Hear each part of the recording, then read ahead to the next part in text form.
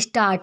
अब यहाँ किसी से छिपा नहीं कि चीन को कोरोना वायरस का संक्रमण दुनिया भर में फैलाने का जिम्मेदार माने जाने के कारण यूरोपीय देशों के साथ साथ अमेरिका, जापान आदि की बहुराष्ट्रीय कंपनियां वहां से अपना बोरिया बिस्तर समेटने की तैयारी कर रही है। इसे भारत अपने लिए एक अवसर के रूप में देख रहा है, लेकिन केवल इतने से बात नहीं बनने वाली कि केंद्रीय मंत्रियों के साथ साथ प्रधानमंत्री भी राज्यों को यह सलाह दे कि वे इन कंपनियों को अपने यहाँ लाने की कोशिश करें। आखिर इस कोशिश में खुद केंद्र सरकार क्यों नहीं जुटती? क्या यह उचित नहीं कि केंद्र सरकार अपने स्तर पर सक्रिय हो और चीन से निकलने की तैयारी कर रही बहुराष्ट्रीय कंपनियों से संपर्क साधकर उन्हें देश में लाने के लिए हर संभव कदम उठाए?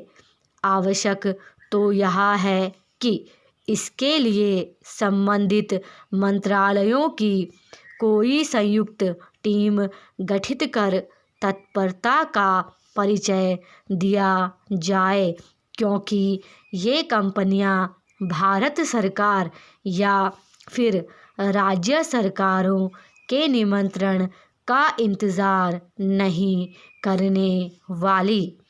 केंद्र सरकार को इससे अवगत होना चाहिए कि चीन से निकलने का मन बना चुकी सैकड़ों कंपनियों के लिए पसंदीदा ठिकाना Vietnam, Taiwan, Thailand, Indonesia, Malaysia आदि हैं।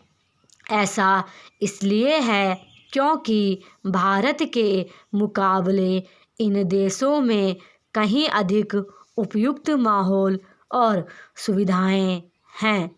क्या ऐसी सुविधाएं भारत में हैं?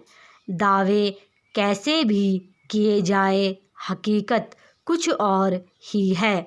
यदि केंद्र और राज्य सरकारें यह चाहती है कि चीन से निकलने वाली बहुराष्ट्रीय कंपनियां भारत की ओर रुख करें, तो उन्हें इन कंपनियों के लिए उपयुक्त आधारभूत ढांचा और अनुकूल माहौल उपलब्ध कराने का काम प्राथमिकता के आधार पर करना होगा।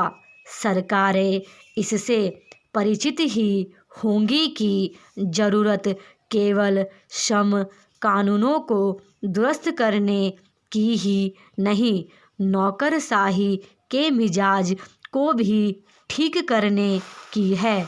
यह सही है कि बीते कुछ समय में देश में कारोबारी माहौल एक हद तक सुगम बना है, लेकिन अभी वह इतना आकर्षक भी नहीं कि बहुराष्ट्रीय कंपनियां भारत की ओर खींची चली आएं।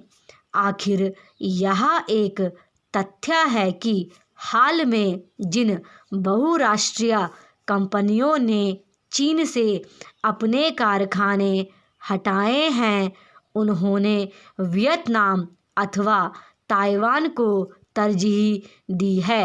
बेहतर हो कि केंद्र और राज्य सरकारें उन कारणों की तह तक जाएं जिनके चलते बहुराष्ट्रीय कंपनियां भारत आने को लेकर बहुत उत्साहित नहीं। निसंदेह इस संकट काल में चीन से बहुराष्ट्रीय कंपनियों का पलायन भारत के लिए एक अवसर है, लेकिन इस अवसर स्टॉप